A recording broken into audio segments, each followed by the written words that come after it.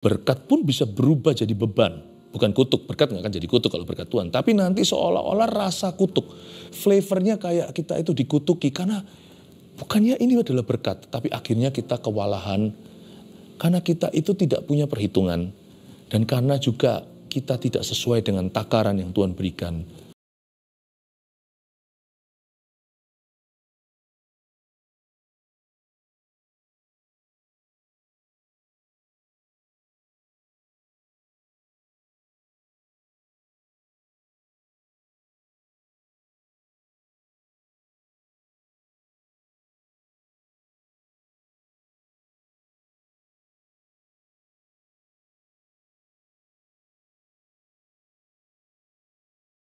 Bersekutu denganmu Tuhan.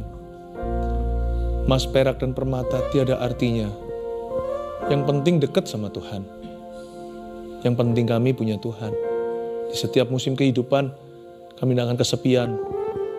Diberkati, kami tidak akan lupa diri. Di lembah masalah kami tidak akan menyerah. Karena kami punya Tuhan Yesus. Engkaulah segala-galanya. Dengan Tuhan kami bisa hadapi apapun. Kami bisa menghadapi segerombolan tentara. Kami bisa melompati tembok. Bersama dengan Tuhan, kami bisa menghadapi apa saja. Thank you Tuhan. Makasih Engkau ada di sisi kami. Berkati jemaat-Mu, keluarga Saat Teduh bersama. Tutup bungkus mereka dengan darah Yesus. Sembunyikan hamba di balik salib-Mu. Dalam nama Yesus, haleluya. Amin. Puji Tuhan. Saya kok tergerak untuk memberitahu Anda bahwa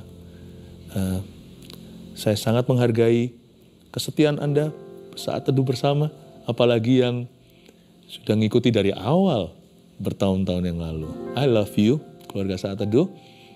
I love you. God bless you. Mari kita sama-sama baca firman Tuhan. Ya, saya dapat satu topik untuk saya bagikan. Saya kasih judulnya, jangan jadi korban berkat. Apa itu maksudnya? Buka dulu di Kisah Para Rasul pasal 16. Di GMS yang saya gembalakan, tahun ini disebut sebagai tahun kemenangan dan berkat internasional. Bahkan di tahun berkat seperti tahun ini pun kita harus tetap berhikmat. Ya, saya ulang ya. Kita harus tetap bijaksana. Karena berkat itu tidak boleh membuat kita liar. Di dalam segala sesuatu yang Tuhan beri, yang berdasar kasih, buah roh ke-9 yang menjadi penutup barisan adalah penguasaan diri. Saya berdoa supaya jangan sampai kita terima berkat malah justru berakhir tersesat. Karena berkat itu harus dikelola dari hati yang takut akan Allah. Mari kita sama-sama membaca suatu kejadian yang sangat terkenal. Paulus dan Silas keluar dari penjara. Kita lihat mujizat yang mereka alami di dalam bui. 16 ayat 23, saya baca dulu sampai ayat 34, cukup panjang, saya baca tanpa interupsi. Setelah mereka berkali-kali didera, mereka dilemparkan ke dalam penjara. Kepala penjara diperintahkan untuk menjaga mereka dengan sungguh-sungguh. Ayat 24 ya, sudah, ayat 25. Oh, ayat 23, sekarang 24. Sesuai dengan perintah itu, kepala penjara memasukkan mereka ke ruang penjara yang paling tengah dan membelenggu kaki mereka dalam pasungan yang kuat. Tetapi kira-kira tengah malam, Paulus dan Silas berdoa dan menyanyikan puji-pujian kepada Allah. Dan orang-orang hukuman lain mendengarkan mereka. Akan tetapi terjadilah gempa bumi yang hebat, sehingga sendi-sendi penjara itu goyah. Dan seketika itu juga terbukalah semua pintu dan terlepaslah belenggu mereka semua. Ketika kepala penjara itu terjaga dari tidurnya dan melihat pintu-pintu penjara terbuka, ia menghunus pedangnya hendak membunuh diri, karena ia menyangka bahwa orang-orang hukuman itu telah melarikan diri. Tapi Paulus berseru dengan suara nyaring katanya, "Jangan celakakan dirimu, sebab kami semuanya masih ada di sini." Kepala penjara itu menyuruh membawa suluh, lalu berlari masuk dan dengan gemetar tersungkurlah ia di depan Paulus dan Silas. Ia mengantar mereka keluar sambil berkata, "Tuan-tuan, apakah yang harus aku perbuat supaya aku selamat?" Jawab mereka, "Percayalah kepada Tuhan Yesus Kristus dan engkau akan selamat, engkau dan seisi rumahmu." Lalu mereka memberitakan firman Tuhan kepadanya dan kepada semua orang yang ada di rumahnya. Pada jam itu juga, kepala penjara itu membawa mereka dan membasuh bilur mereka. Seketika itu juga, ia dan keluarganya memberi diri dibaptis. Lalu ia membawa mereka ke rumahnya dan menghidangkan makanan kepada mereka. Dan ia sangat bergembira bahwa ia dan seisi rumahnya telah menjadi percaya kepada Allah. Saya mengkhotbahkan ayat-ayat ini sudah minimal puluhan kali, jikalau bukan ratusan kali. Tetapi waktu saya mempersiapkan untuk saat teduh bersama hari ini, saya melihat sesuatu yang belum pernah saya lihat sebelumnya. Firman Tuhan itu heran. Jadi setiap kali kita membacanya selalu dapat sesuatu yang baru tanpa mengubah maknanya. Jangan jadi korban berkat itu begini. Coba kita lihat ayat 25. Saya ajak kita telusuri cerita ya. Jadi kejadiannya tengah malam. Tapi kira-kira tengah malam Paulus dan Silas berdoa dan menyanyikan puji-pujian kepada Allah. Tunggu dulu. Ini kalau sudah dengar kalimat mereka berdoa atau siapa saja berdoa dan menyanyikan pujian pada Allah, siap-siap terjadi sesuatu. Karena memang ada kuasa dalam doa, iman, dan pujian. Nggak mungkin nggak terjadi apa-apa. Ketika kita berdoa, sesuatu pasti terjadi. Sekalipun kita mungkin belum melihatnya hari ini, belum dalam bentuk mujizat yang terlihat, tapi something is definitely happening. Percayalah, mata kita aja nggak bisa menangkapnya, tapi di balik layar di mana ada Allah, ia sedang bekerja di tempat rahasia. Tapi kali ini demonstrasi. Ada kuasa dalam doa, iman, dan pujian. Segede itu kuasanya sampai-sampai coba lihat sekarang ya. Kita lihat ayat 25 dulu, tapi kira-kira tengah malam Paulus dan Silas berdoa dan menyanyikan puji-pujian kepada Allah dan orang-orang hukuman lain mendengarkan mereka. Mereka yang lainnya ini semua figuran. Ini orang hukuman. Di dalam bui itu entah berapa orang yang tidak bersalah hanyalah 2. Paulus dan Silas saja karena mereka masuk ke dalam penjara karena nama Yesus bukan karena kriminalitas. Sedangkan yang lainnya itu adalah orang-orang hukuman. Artinya mereka semuanya tahanan. Koruptor, pembunuh, pemerkosa, itu orang jahat semua. Mereka turut mendengarkan. Kata mendengarkan di situ seolah-olah mereka tercengang. Loh kok orang-orang ini nyanyi? Itu yang namanya tembok penjara itu gak pernah dengar lagu. Tangisan, ratapan iya. Bahkan jeritan kalau mereka saling bunuh atau bunuh diri. Karena Paulus dan Silas ditaruh di tempat yang paling tengah, kan di penjara yang paling tengah, dungeon atau tempat yang paling lembab. Dibelenggu pasung lagi. Tapi coba lihat ya, saking kuatnya kuasa doa. Doa orang benar itu besar kuasanya itu sungguhan. Sampai-sampai nanti saya kasih bocoran, ayat yang kita baca tadi, orang-orang hukuman lain yang mendengarkan mereka pun terciprat berkat. Mereka punya borgol juga ikut-ikut runtuh. Padahal nggak ada perlunya sih. Sedangkan Tuhan bermaksud hanya melepaskan 2 orang tahanan. 2 orang tawanan saja, yaitu Paulus dan Silas. Mereka pun kena. That's how powerful prayer is. Saya ingin Anda untuk melihat sesuatu di sini. Bahwa seringkali ada satu orang berdoa. Orang yang tidak berdoa, tidak beriman, yang tidak ada hubungan, kena juga karena ada di radiusnya. Ada di radius doanya. Nggak selalu secara fisik ya. Mungkin nanti di masyarakat, nanti akan ada hubungan kerja. Nanti mungkin sempat berpapasan di mana. Bisa jadi lewat relasi siapa. Doa orang benar itu sangat besar kuasanya. Saya jadi ngerti sekarang waktu Paulus nanti berkata, kalau kamu percaya kepada Tuhan Yesus, kamu akan selamat. Kamu dan seisi rumahmu. Makanya kalau kita berdoa itu jangan ragu. Dia terlebih besar. Dia terlebih besar di dalamku. Di dalamku. Yesus terlebih besar. Yesus terlebih besar di dalamku selama-lamanya. Ada orang yang diselamatkan melalui hidupmu, sebenarnya mereka tidak patut diselamatkan gara-gara imanmu. Mungkin tentunya mereka sendiri harus mengambil keputusan. Tetapi mereka bisa ambil keputusan itu karena pengaruhmu. Karena itu jangan pernah kita itu meragukan apa yang Allah sanggup kerjakan lewat kita. Mata tidak boleh gagal beriman, apalagi telinga harus mendengar firman. Hari itu ada orang-orang yang sangat hoki, ya kata orang dunia, lucky, sangat beruntung. Karena mereka kok pas ada di situ ketika kejadian ini terjadi. Ayat 26. Akan tetapi terjadilah gempa bumi yang hebat akibat doa mereka, iman mereka, dan pujian. Sehingga sendi-sendi penjara itu goyah. Coba lihat ya, sendi-sendi penjaranya goyah. Dan seketika itu juga terbukalah satu pintu, betul? Terbukalah semua pintu. Enggak hanya satu. Padahal Paulus dan Silas itu dikucilkan di tempat paling tengah, paling lembab, paling gelap. Hanya satu pintu yang butuh dibuka. Tapi Tuhan buka semua pintu. Akibat doa mereka, pujian mereka, iman mereka. Saya ingin tekankan kebenaran ini. Bahasa Inggrisnya dulu. The excessive power of earnest prayer and great faith. Ada kuasa berlebihan yang terjadi akibat doa yang sungguh-sungguh. Akibat doa yang sungguh-sungguh dan karena iman yang besar. Jadi jangan terkejut.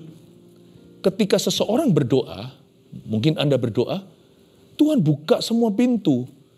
Pintu yang perlu, yang gak perlu, yang berhubungan, yang gak berkenaan, yang gak ada hubungan, dibuka semua sama Tuhan. Dibuka semua. Yang perlu dan gak perlu atau yang belum perlu, terbuka semua. Kalau murka, Tuhan itu selalu rem-rem dirinya. Tuhan gak pernah membalas kita setimpal dengan perbuatan kita. Mengampuni malahan. Dia berkorban. Tapi kalau kasih karunia itu seringkali tidak terbatas. Jadi Tuhan itu kalau menunjukkan kuasa itu eksesif. Bukan berlebihan dalam arti negatif, tapi positif. Bisa benar-benar berlimpah ruah. Gak pernah tuh ketika Tuhan itu memberi makan itu mereka sampai pas-pasan. Selalu sampai kekenyangan. Sampai 12 bakul penuh dibawa pulang ke rumah.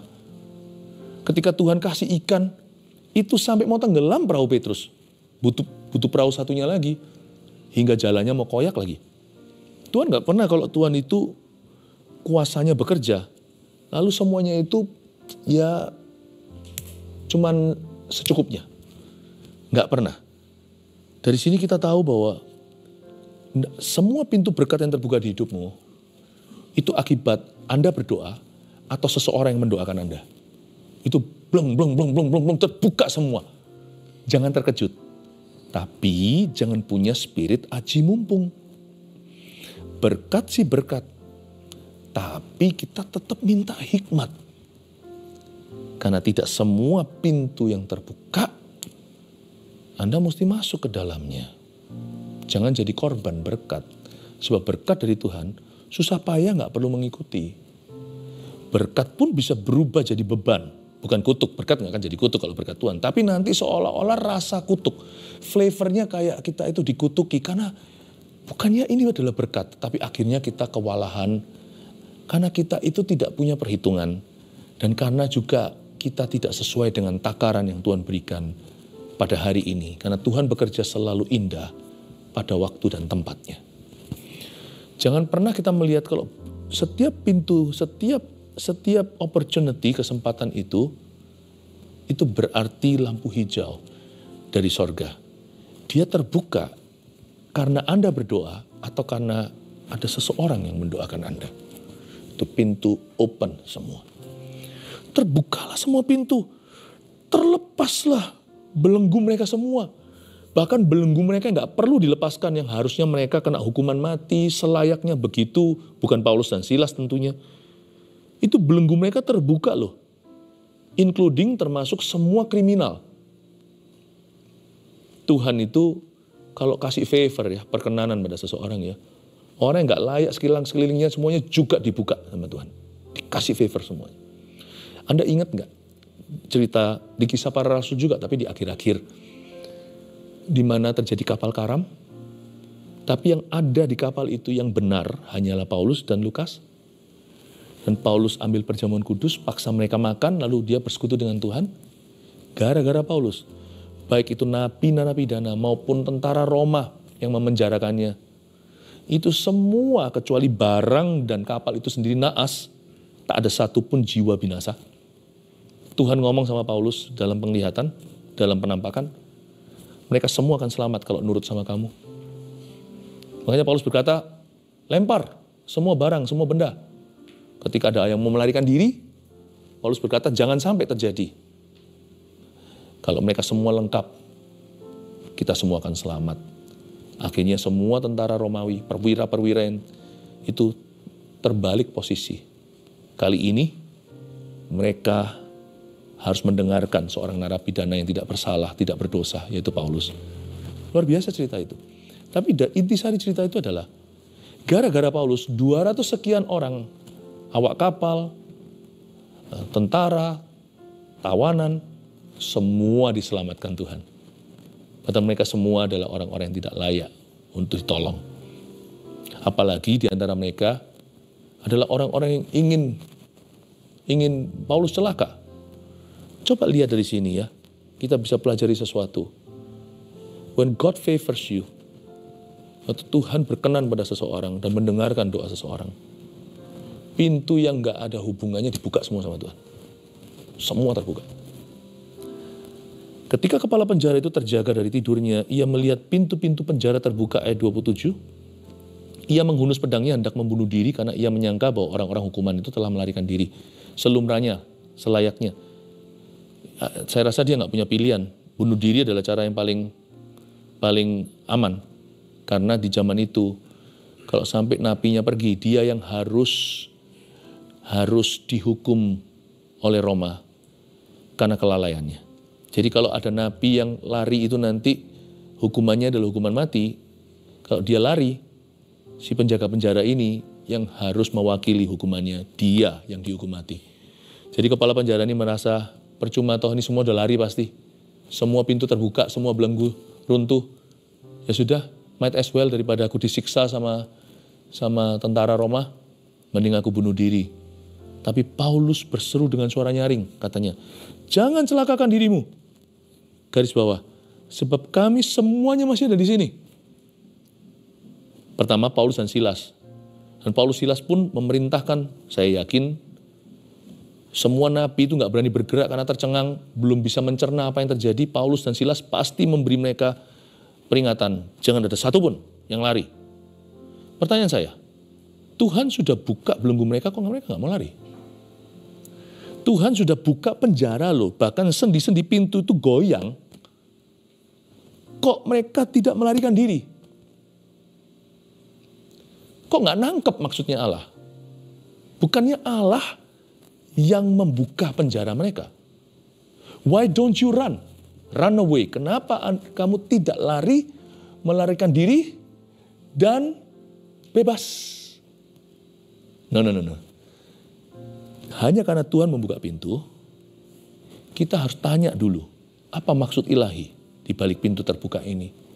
Memang betul, pintu terbuka secara naluri, manusia logika. Buka pintu ya, keluarlah. Penjara terbuka, narapidana, ya larilah. Paulus tidak begitu.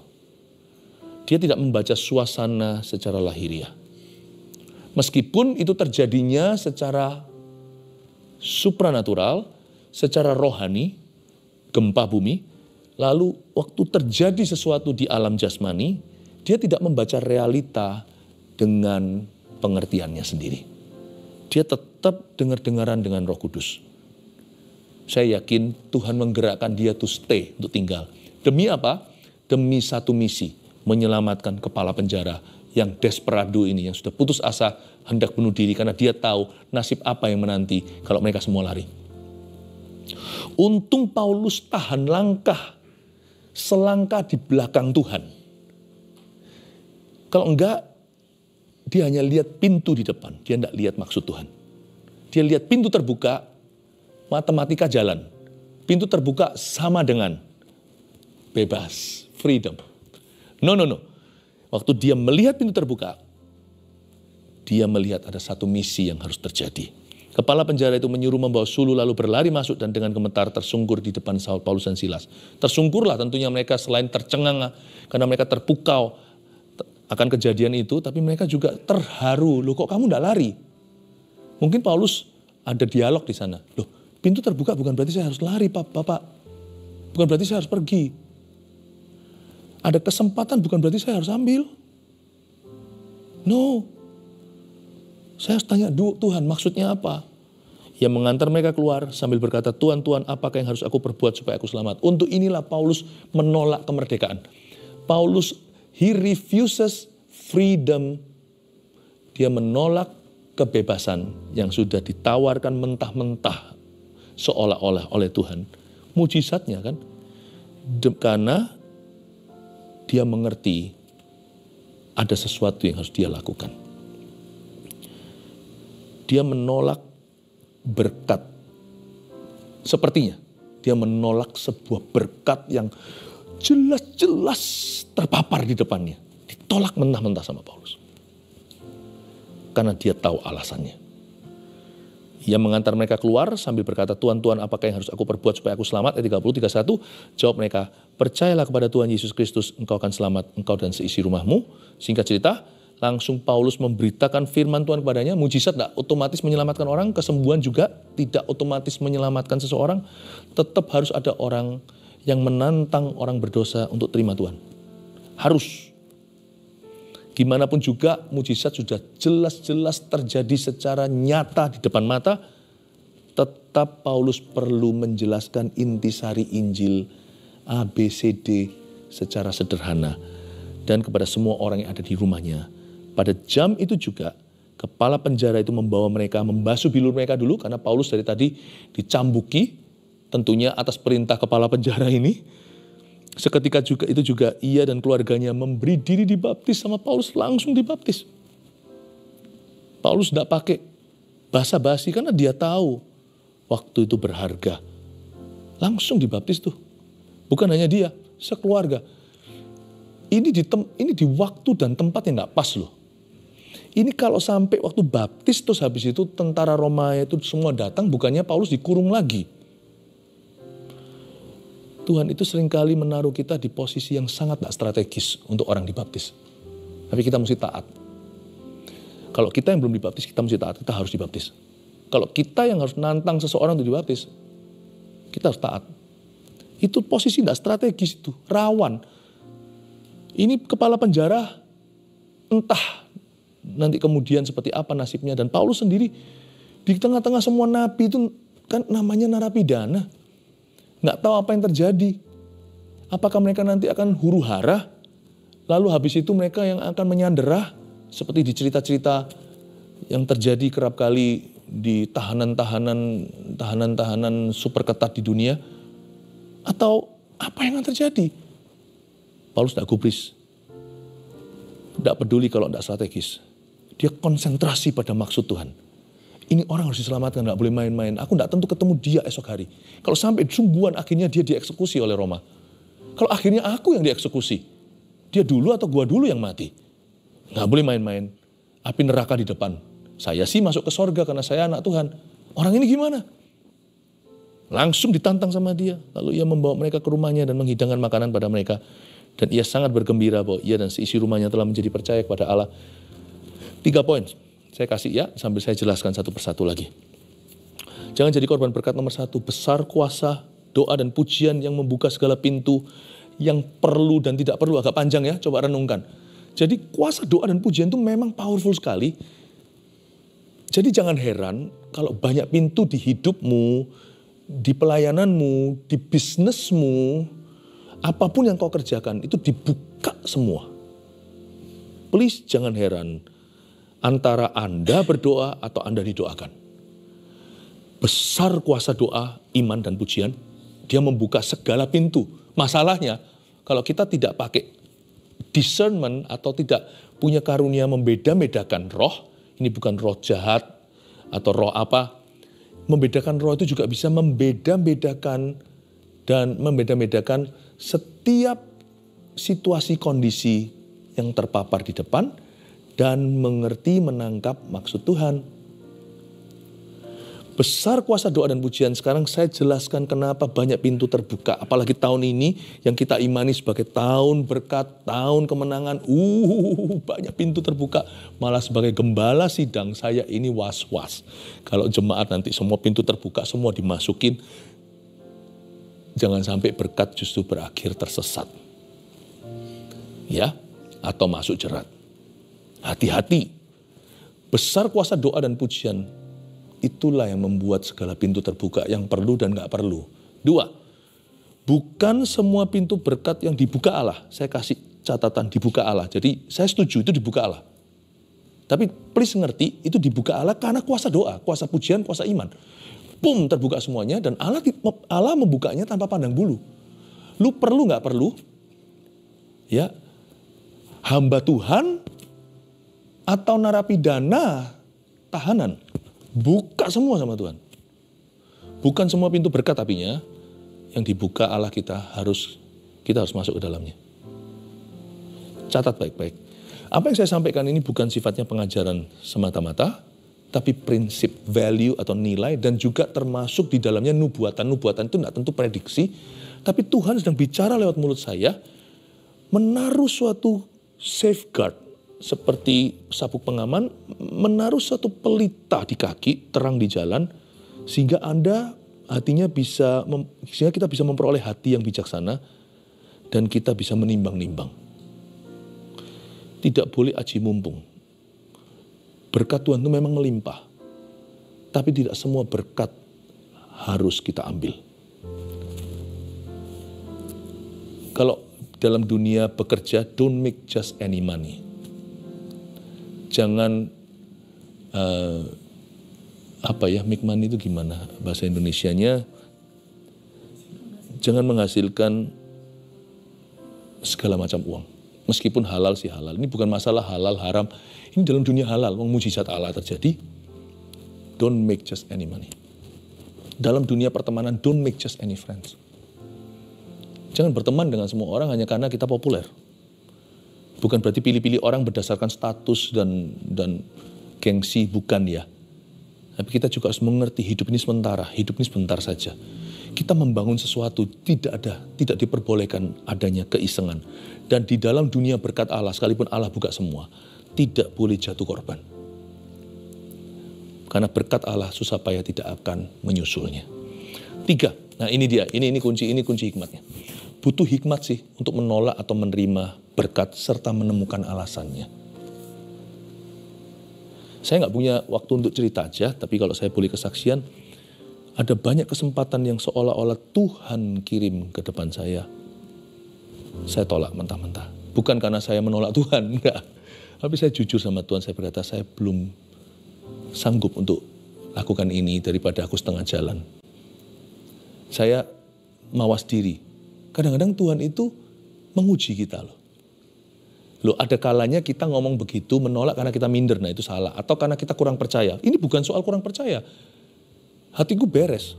Saya tahu hati saya berada di posisi tepat. Waktu saya menolak sebuah berkat, itu saya berkata, ini bukan porsiku. Paulus itu mau diberitahu sama Agabus di satu kota, kamu jangan ke Roma. Dia memang ngotot harus ke sana. Dia harus bawa Injil ke kota terbesar saat itu, di zaman itu. Dia harus ke sana. Padahal ke sana itu ujungnya dia mendapat celaka. Dia dipenjara, lalu habis itu akhirnya dia mati martir kan. Kenapa semua orang-orang yang membujuknya, semua saudara-saudara dalam Tuhan, semua berkata jangan. Paulus tidak memilih untuk bebas.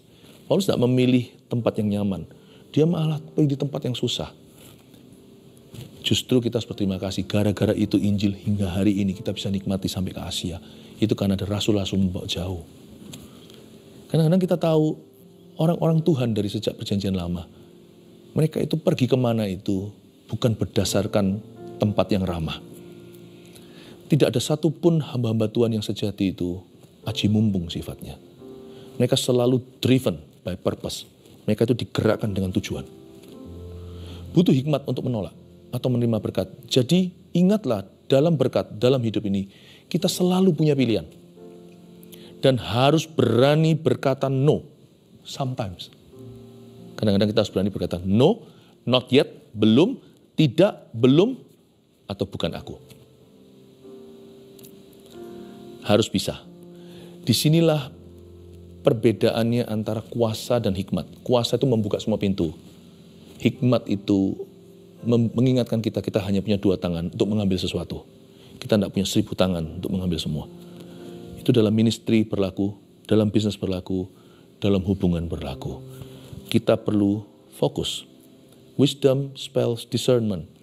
Hikmat itu juga dapat dieja, membeda-bedakan mana, apa, di waktu dan tempat yang tepat dalam hadirat Allah untuk hidupku sekarang. Hikmat itu bisa menata, tahu, mau aku mau membangun sesuatu, aku harus menghitung tentaraku waktu pergi berperang, atau menghitung sesuatu supaya jangan sampai aku membangun setengah jalan. Di dalam pelayanan juga sama. Hikmat yang mengajari kita untuk mengerti waktu Tuhan bagi kita itu bukan setiap saat, tapi semua itu indah pada waktunya. Sekalipun banyak hal di hidup ini masih misteri, tapi paling tidak berapa kilometer di depan kita itu keputusan kita. Butuh hikmat untuk menolak atau menerima berkat. Tapi terutama untuk selalu menemukan alasnya. Kenapa kita menerima berkat ini hari ini? Kenapa kita menolaknya hari ini? Kita harus belajar untuk menemukan alasannya. Saya dorong Anda di tahun ini untuk berjalan, bergerak, bekerja, dan melayani dengan purpose. Dengan prayerful purpose, dengan tujuan yang sudah Anda doakan. Orang berkata hidup itu misteri, tidak sepenuhnya. Do you know that? Yang menghidupi hidup ini adalah aku. Meskipun aku menghidupinya bersama Kristus, aku juga harus memutuskan di dalam Kristus. Jangan takut mengambil keputusan. Apa yang Anda siap lakukan hari ini, apa yang Anda belum siap. Yang penting, 1, 2, 5 talenta yang akhirnya Anda setujui, Anda sepakat dengan Tuhan, Anda iyain, itu Anda setia mengelolanya, dan Tuhan akan melipat gandakannya. Amin.